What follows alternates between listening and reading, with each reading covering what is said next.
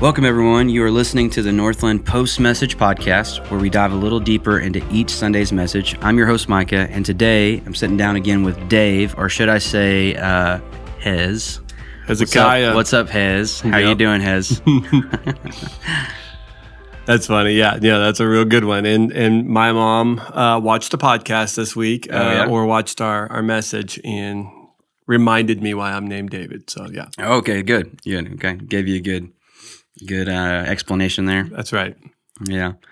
Well, today we're going to dive into that message a little bit more. And before we do that, though, I want to ask you for just maybe this is a behind the scenes moment for people a little bit, but what does it look like for you to sit down and actually start writing a sermon or even maybe go back to that and thinking through a series and what you want to convey? And yeah, that is at first in ministry, that was like, oh man, I got all these ideas and it's so easy to just come up with something. You're just so just full of life. And then as you get into a series or two, or even, maybe a year into it, you're like, man, I think I just used all my good material. What am I going to say next? And I do think for any pastor who preaches on a regular basis, that can be pretty taxing. It can be a lot, and it's harder than people might think, because you do show up on Sundays thinking, I want to do my best to present this, and I want to be able to do it well and somewhat make it look easy, but the process on the back end is not at all. And so I'll kind of back into it a little bit and say, when we think about series, I try to be at the best at least a quarter out on just at a time. So I want to be between 3 months out, 4 months out on where we're at from a preaching schedule. Right. And then if we're that far out, I use a lot of that season to just think, pray, and process. Okay, God, where do you want us at in the next 6 months? Where do you want us in the next year? Sometimes, God, I got this idea. What do you think? And so I'm praying through that. I'm thinking about it. I'm just trying to test it out with some of our leadership team to say, hey, what do you guys think we need?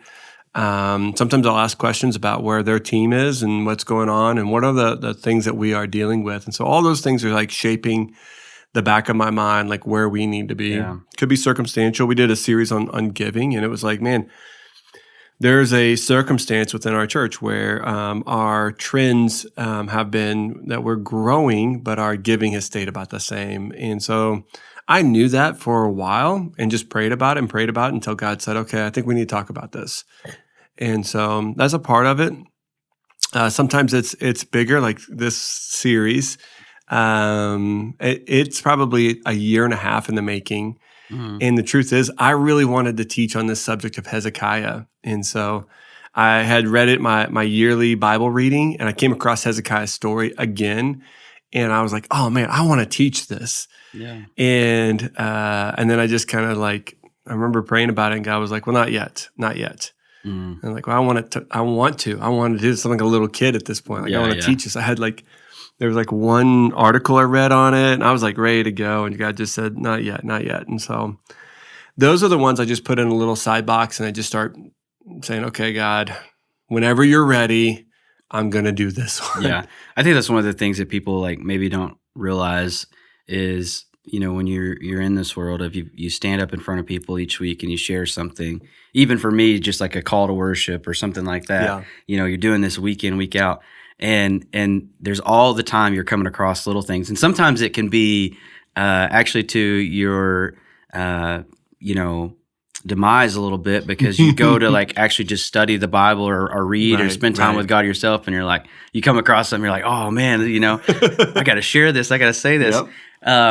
But I get it all the time. And then to be disciplined though, to go, actually, God, what do you want me to say? And it's going to come from that well of stuff that has been coming to you, usually. Yep. But at the same time, it's allowing Him to kind of lead and guide where and when you're going to put that out there. Yeah. And so the next step in that process for me is, once we've identified what that looks like, I'll write out a series overview. I'll send that out to the team. You guys will work on it a little bit and say, hey, this kind of works, this doesn't work, or what if we just shifted this just slightly and went this angle? It's oh, that's great. That's brilliant. I love that about our team. And then if we get down to like the granular level, Monday morning, I always wake up realizing, hey, I just preached a sermon and I've got to do it again. Yeah. And it needs to be fresh. It needs to be applicable. It needs to be right. There's so many things. And it's overwhelming some weeks. And one thing God put on my heart probably 3 months, no, not 3 months, 3 years ago after my sabbatical, was I was starting to prepare for those messages wrong. What I was doing was I would start reading books. I would start reading commentaries. I would do research and get ready for the next sermon. And God just put on my heart, you're doing it wrong. And I'm like, well, what does that even mean? Like, that's the right thing. It's what we were trained to do, is to rightly handle the word of truth. That's what 2 Timothy says. Right. And so I was like, I'm doing it right. And what I got over that time was, you need to sit down with me, just me. And so I would sit down. Now I sit down half of the last 3 years with my journal. And I got my journal. I got a new one just recently. And I just sit down. I take a pen and paper. I read over my text. And I just start praying. Okay, God, what is this? And sometimes it's not even for the church. I'm reading this and God's like, no, this is for you. This one's for you. This one might be for them. Yeah. And I'm like, okay, this is awesome. This is really fun. And all of a sudden, the Spirit has kind of somewhat started to start priming the pump for where we want to go with this. And sometimes it's like, you're going to wrestle with God. You're going to be Israel. That's what that name means, is to wrestle with God. And sometimes you're going to go and you're going to just run with God because it's like, it's just flowing. But I always start with just some time. Every one of my sermons have been started with a journal entry. And so there was one time, Micah, where I was like, man, I don't have a journal and I don't have any time. What I'm going to do is just like get right to it. And I actually opened up and started to write, and I felt like conviction in my heart. Oh, wow. Yeah. And I was like, God, I only have 4 hours this week. I don't have the same amount of time. And again, 1 minute with God, okay, right, yeah, is worth more than hours of study, and so that was helpful. I think about what I think it was Martin Luther said. Maybe I'm wrong about this, but I think it's Martin Luther. But he says, like, if you've got a busy day, spend the first hour with God. If you've got an extra busy day, spend the first 3 hours with God, or something like that. Anyway, yeah, I do remember. Yeah. I remember reading that same thing. But yeah, how God can so quickly, make light work of what you think is a, mountainous task, and just really speak to you. That's so really cool. From there, and people, since we're here, I'll just keep going, just one step further because people don't know this. So then I will work on Tuesdays. Tuesdays is my writing day, and I will block off the entire day. No meetings, no lunch meetings. I don't even really get out of my office much. I shut the door, and I want to lock myself in what we call the hole. So everyone around here knows Dave's going in the hole, and I just want to be in the bunker, and I want to write as much as I can that day. And I write a script every week. And what I would say, that script ends up being more thought for thought versus word for word, but it becomes something for me that says by the end of the day on Tuesday, I have a majority of it done. If not, I'll sleep on it and I'm up there Wednesday.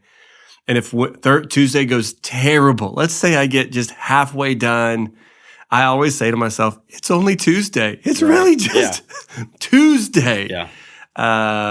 And so I'm in a good spot, but I do want to lock myself in, dedicate this time, because if I can get this thing done, I'm a better husband at home. I really am. My mind's cleared up. If you've ever done anything in any other industry, if something's like you got a big project or you got something going on and you're thinking about it so much that you don't really focus when your kids are having a conversation with you or with your wife or with other people, you're just so focused on, in the background, it's just operating.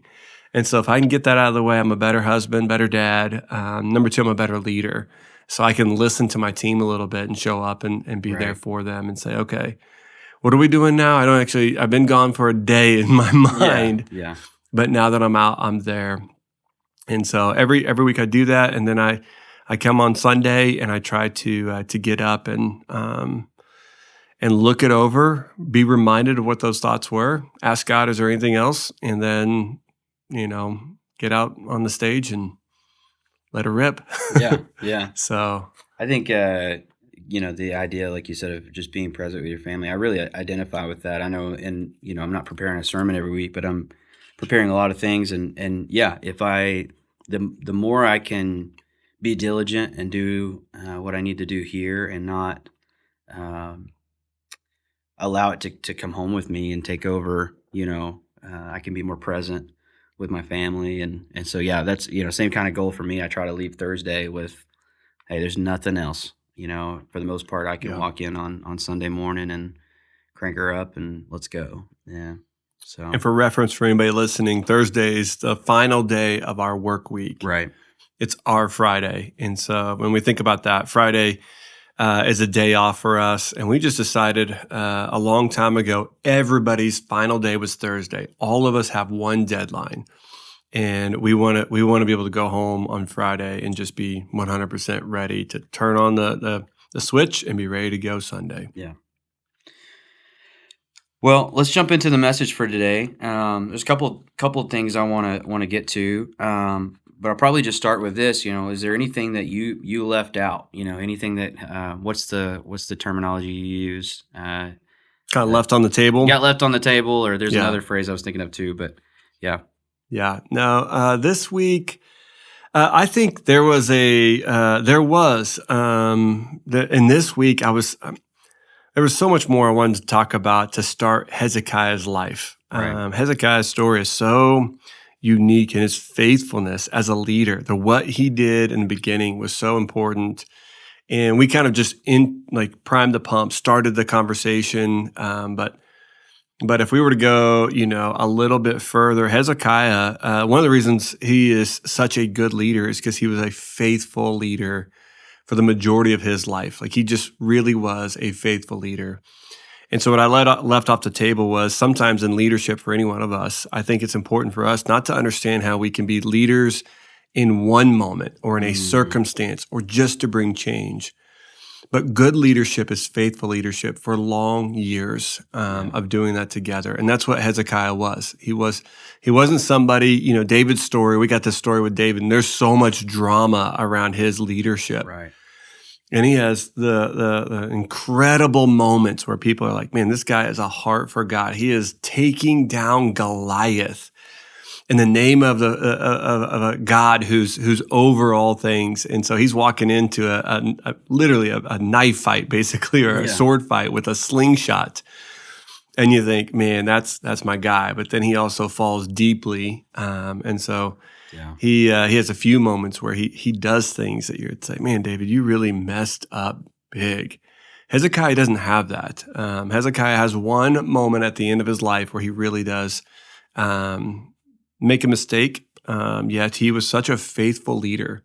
And I think for some of us, as we think about what type of life we're trying to live, it doesn't have to be the up and down roller coaster ride of faith, though that can happen.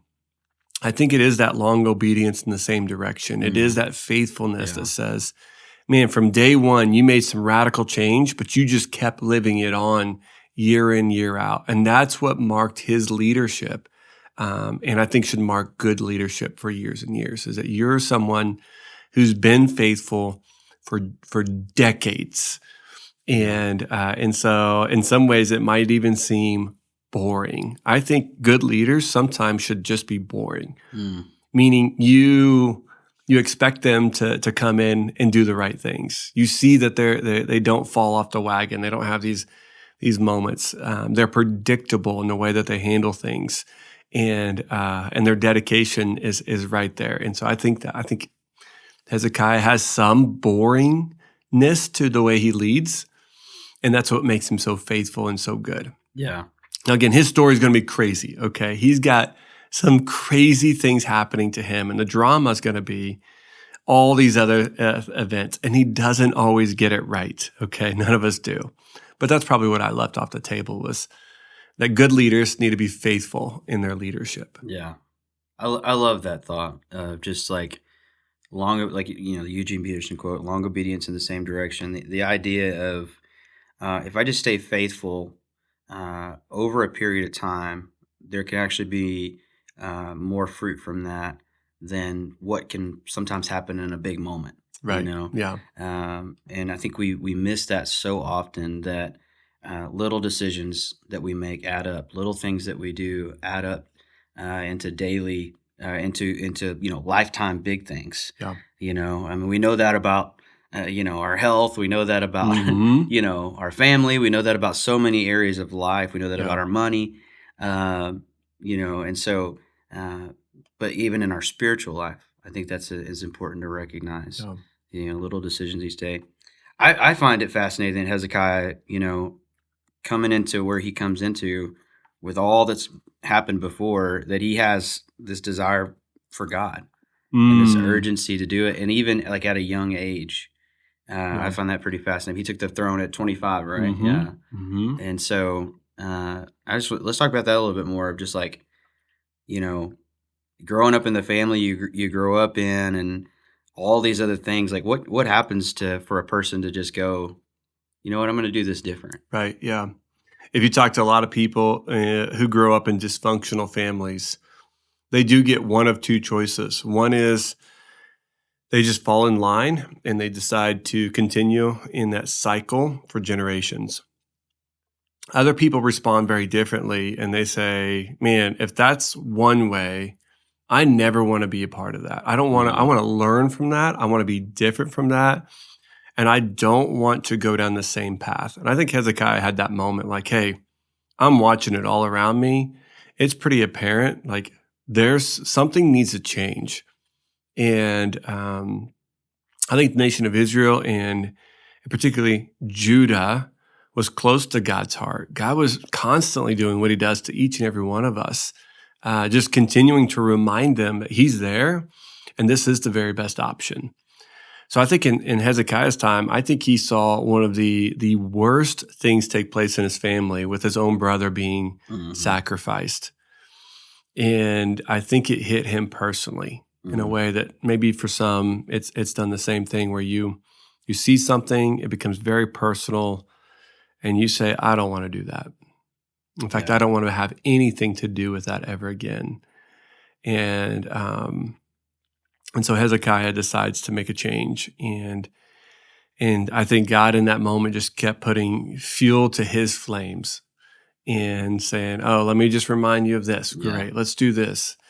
And so he tore down everything. He did that, and he decided, I'm going to go this route. And I love that about his life, because that's the redemptive story for any one of our lives. Yeah. Yeah. Like any one of us who might have made a bunch of mistakes or done things and decided we are going to make a major change. And you've talked about this on the podcast with the word metanoia, right? Yeah. And that word is repentance. And he's not just doing this for himself; he's doing this for his entire family. Yeah. And I think sometimes when we make major changes in our life, we don't realize, but it is changing the culture. It's changing maybe even our entire family. It's changing everything when we make a change to our lives. And Hezekiah just saw something and just said, I'm going to make a major change. Yeah. And that's what we have to do whenever we surrender to God. We say, okay, I'm cutting out the things that don't belong in my life, the things that are getting in the way of my relationship with God. Anything doesn't honor God, it's coming down. And he just had this radical change. I think it was an amazing thing. And I think that happens in families' lives, where you've been a part of a huge kind of, what I'll say, just dysfunctional family. And for him, it was a deadly family. Yeah.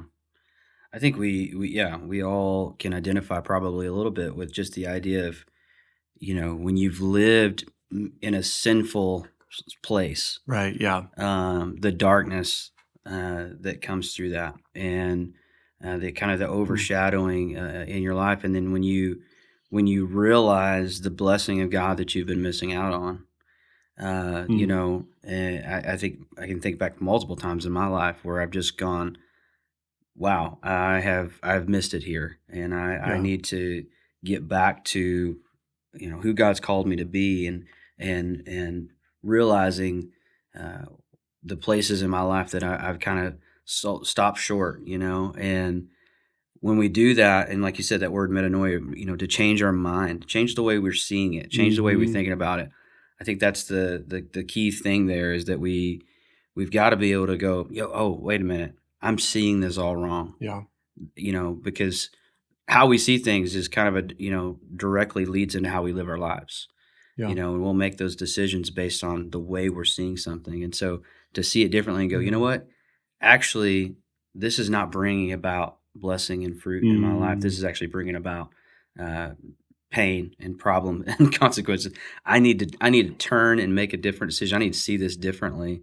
And I think Hezekiah is, he's able to do that. I think probably, I would imagine, the sacrifice of his brother is probably a big moment there of just going, this hurts. Yeah. This is hard. This is tough.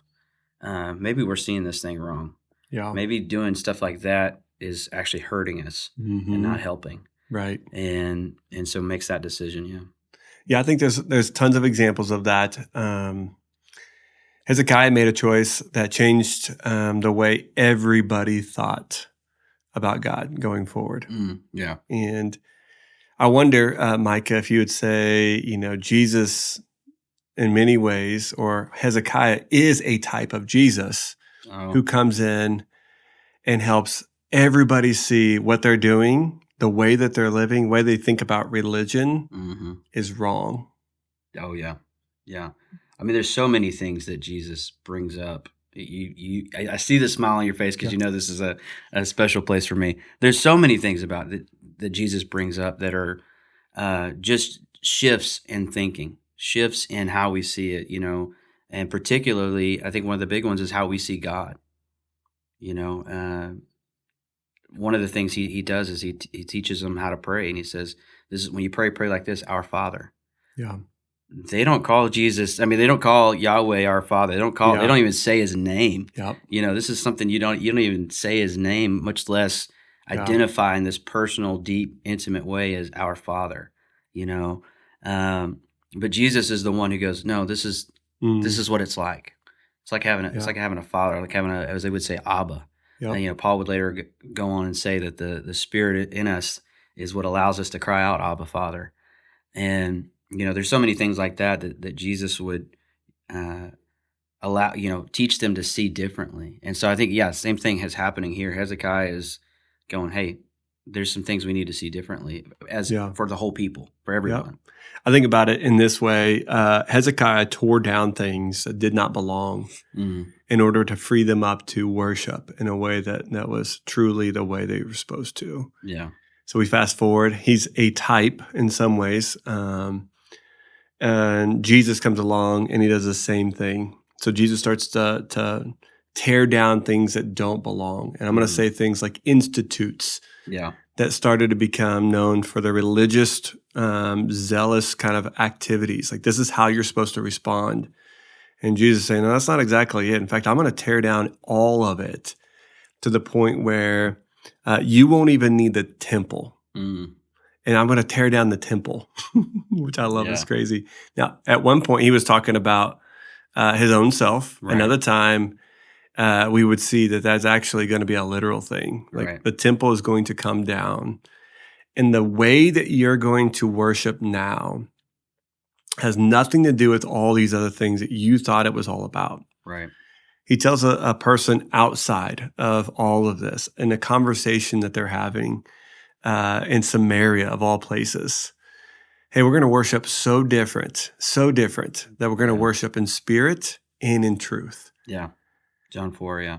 And she's like, well, wait a minute. Well, we have a place to worship over here. Like, this is the Northern Kingdom spot. This is what we have set up as a part of worship in the Northern Kingdom. That's exactly what it was in Samaria. It was just the northern tribes. And then there's a southern place you guys say is the best place. And he said, no, you don't get this. I'm tearing it all down. Yeah.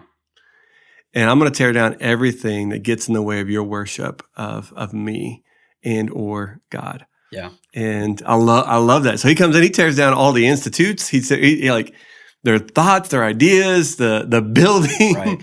Everything gets torn down. and then it gets built back up in a better way. Yeah. That's why we sang the song this weekend, make room. I'll make room for you. And I was thinking about actually kind of that same thing in that bridge. It says, shake up the ground of all my religion, right? Break down the walls of all my tradition. Your way is better. Mm-hmm.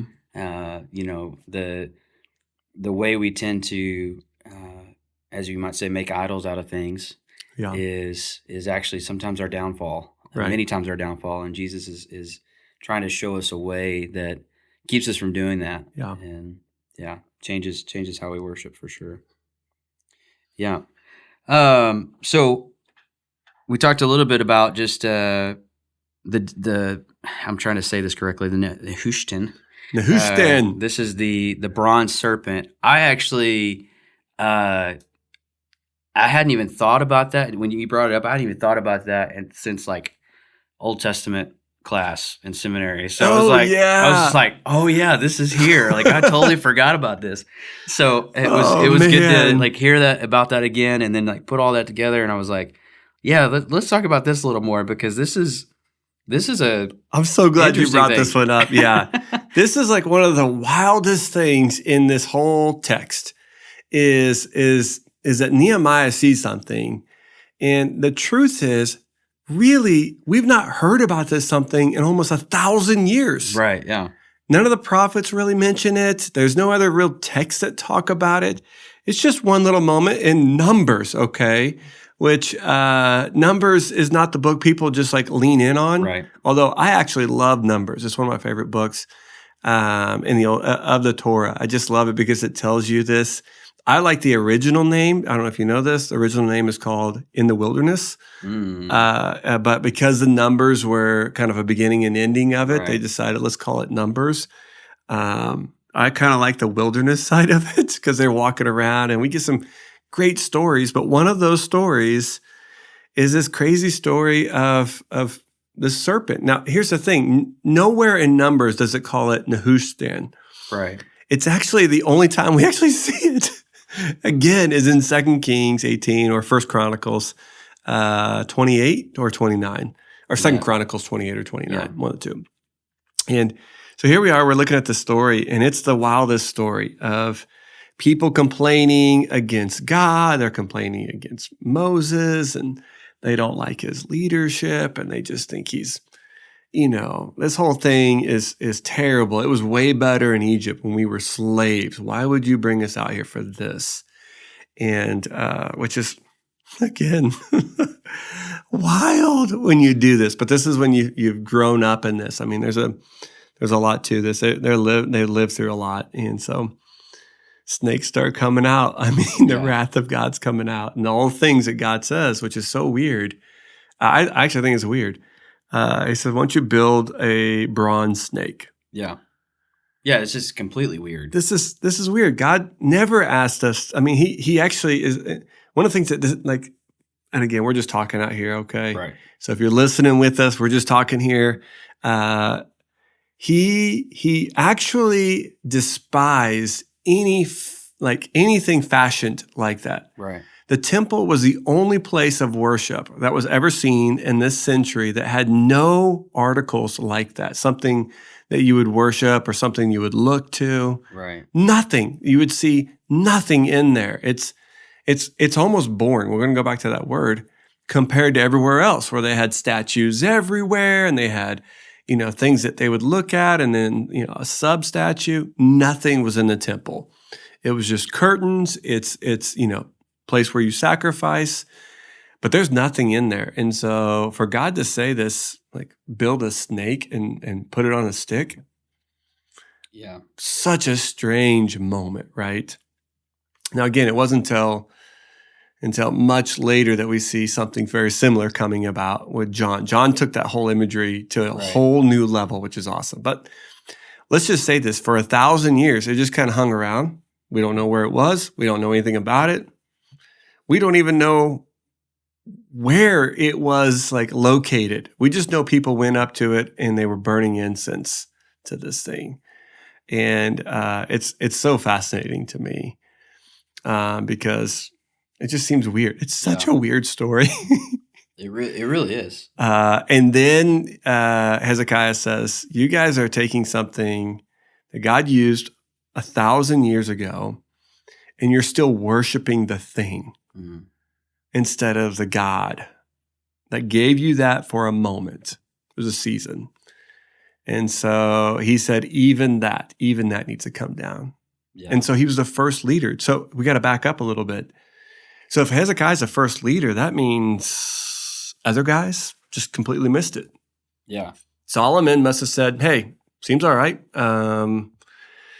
David, right. Okay, of all people, the guy who like is the most passionate about God. He is the one who tears down all the things. David just kind of kept it. We don't know if it was in a closet when David was around. We don't know. Right. There's no like, but it was still around. It was still an artifact. Hezekiah is the only leader who sees that and says, what we're doing here is wrong. And I'm sure somebody said to him, but Moses made that. You can't mess with Moses' stuff. And he's like, no, it doesn't matter. Like, yeah, he made it for a moment, not forever. And God even actually shows us this. I mean, that's why I don't think we'll ever see the Ark of the Covenant or other artifacts. Oh, come on. We got to have some Indiana Jones. Come on. Okay. If you watch Indiana Jones, let's leave it as a possibility, okay? But I think because God never wanted to make about an artifact. Right. It was never supposed to be that way. And if we found some of that stuff today, people would start doing the same thing. But Hezekiah says, we're tearing that down. Don't ever put that in front of our God. And so I love it, man. I love it. And so he tears it down. And it's a good reminder to us. I think it's a great reminder to us that sometimes even religious things that were a part of our past, and this is kind of where my mind goes, is we can get so caught up thinking, man, God, you did something great here. This changed my life. This must be the best way. And then years, even decades, maybe longer go by, and we're still looking to that instead of what God might be doing today. And it's the prophet Isaiah that says, I'm doing a new thing. Wait a minute. Isaiah says that. And so, don't you see this? Behold this. Like, this is like the thing. Right. But sometimes you have to break down things, even things that were good in the past, to see the new things God's doing today. Yeah. And so, pretty cool story. I think it gets really good whenever you then flip it to 3:16 and say, okay, everybody's like verse they know is John 3:16. But the two verses that precede that say, hey, just as Moses created Nehushtan, okay, which I love saying it, and it saved people in the wilderness, that same concept, that same idea is going to be what we see in Jesus. Yeah. He too was raised up in a place for everybody to see. Bodies spread out, and anybody who looks upon him, anybody who believes in him, are going to be saved. Yeah. I think that the idea I see there is like anything that we do ever put together is always just intended to point people to Jesus. And if it ever becomes a thing that gets in the way of Jesus, then we've missed it. Yeah. Like it's only ever to point to him. I think about, music, for example. I get to pick songs every week and lead people in singing and worship. And, it's like if the type of songs we sing and the way we play them or any part of, our service, which is supposed to point people to Jesus, actually becomes the thing that we start like, and it sounds weird, but worshiping, then it's like, we're actually taking away from, we're actually missing it. And sometimes we do have to be like Hezekiah and just stop and go, no, that we can't keep doing this. This was only ever supposed to point, to something else and serve a purpose that was unto God. And to be able to call those things out at times. Yeah. I mean, Jesus did it. I mean, we go back to Jesus. Right. The reason why we don't have to sacrifice things in Israel, okay, is because Jesus said there's something greater. Yeah. There's something greater than that. And it is his blood on the cross paid for our sins the way it was supposed to be. Right. And so I'm not looking for another sacrifice. I'm not going to do that. The old order of things has gone away and the new has come. Yeah. And so, I mean, even in that season, there would be so many new things that God was doing that it would take the church a little bit of time to catch up with. You know, right. The Gentiles coming in. Yeah. Okay, what are they supposed to do? You got, that's you got so many new things. 16 right there. Right, Yeah. you get new things, happening, all because Jesus started this new thing that the Old Testament prophesied he would. Right. And so, yeah, we, 2,000 years are living in the space of this new thing Jesus began and is doing. One of my goals for my life is to get to my, I'll call them the twilight years, okay? And still be looking for what Jesus is doing today. Mm-hmm. That's one of my goals. I want to be able to not get so caught up in what's happening now, what's happening right now in the prime of my life, and the way we do things that I don't see God in 40 years from now doing the same things.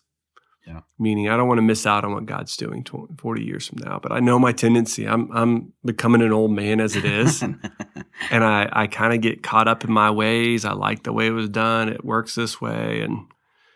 And then some young whippersnapper. Can I say that because I'm old now? No, I'm just kidding. I've never said that before, but I thought it fit. I was going to say, you sound like you're from Arkansas. Some young whippersnapper comes along and tries something that we've done 3 different times in different ways. Right. But then I think, no, actually, I want to be with eyes open, in a posture where I say, God, whatever you want to do, I want to be open to what you're doing. And so, if the music changes again, right, I want to be the guy that says, I want to learn to worship like this, and I want that to be there now. It's going to be hard, okay? If it was just straight country, I may be okay. I think, Micah, you might be built for that, okay? You got a nice southern twang sometimes. If it's rap, you're probably not built for that, okay? No, I'm just kidding. I don't know what it's going to be, but I do know things change and things look different. I just want to have an open heart and say, God, I want to appreciate what's there and what you've done in the past. And I want to dishonor that, but I want to say, God, I want to know what you're doing today. And so another style of church is going to come along 40 years from now. Mm. And the way we do church today is going to look different, I think. Not the message, but I think things will be different in 40 years. The way I know this is just looking back over the last 2,000 years. Yeah. It's not hard. Yeah. Things change. Things look different. But Jesus is the same yesterday, today, and forever. And right. I believe that. Yeah. And he is doing something. He continues to do something in each generation. And so I want to be the person who says, I want to see what God's doing. And if that can be the heart and the posture, man, then you go on a ride where you get to see God at work in unique ways. Yeah. I think that's, maybe you can expound on this more, but I think that's exactly why the series is called When God Moves, is because Hezekiah can see it. Yeah, that's the big part of the story. The big arc there is that he sees it. He does. And we want to be people who see what God's doing and hear what God's doing and follow him. Right. Be led by him. And the truth is that's an important thing. It's so important to stay focused on. And it's easy not to stay focused on it. It's easy to get our eyes off of that and to say, okay, the bigger stories are different. And for Hezekiah, he would have the same thing. The northern border just fell, buddy. Mm-hmm. Newscast. We've got a war and they're coming and the Assyrians are looking to take you out. So he's got all these things. He has other things that could be going on. People are excited, but they're also not fully in. And he's saying, let's just keep our eyes on Jesus, or not Jesus, on God. Right. Because God's moving still here. And even though all of the world around us feel like it's collapsing, we're gonna keep our focus on him. And so that's part of the story I love, man. I'm absolutely just excited about this series because of that. This week you're going to be teaching. I am teaching this week. Yeah. And we've we've somewhat almost dove into some of the things I'm going to teach on a little bit. Okay. But I'm keeping a straight face over here. I think it's really good. And I think you're going to do a great job this week. I'm actually really excited about it. If you're listening to this before that, you got to get up, set your alarm, tell a friend to text you or whatever, because Micah's going to be in, and he's going to talk to us in a way that I think is going to help us see a side of worship that's more than a song and how important it is to our God. Yeah, well, you're very kind on that, but I'm going to do my best to follow the Lord in that. Yeah, absolutely. Well, I think that wraps up our conversation for today. And so if you have made it this far with us, thanks for spending some time with us today in this discussion. And we ask that you just hit that follow button, make sure you get the updates on when we drop these podcasts. And also, it really helps if you leave a review. Be sure and go back, and if you hadn't listened to the sermon from this last week, listen to that. But we just enjoy having these conversations and you getting to be a part of it. So until next time, may we walk in the love of the Father, the grace of His Son, Jesus Christ, and the fellowship of the Holy Spirit. Thanks for listening.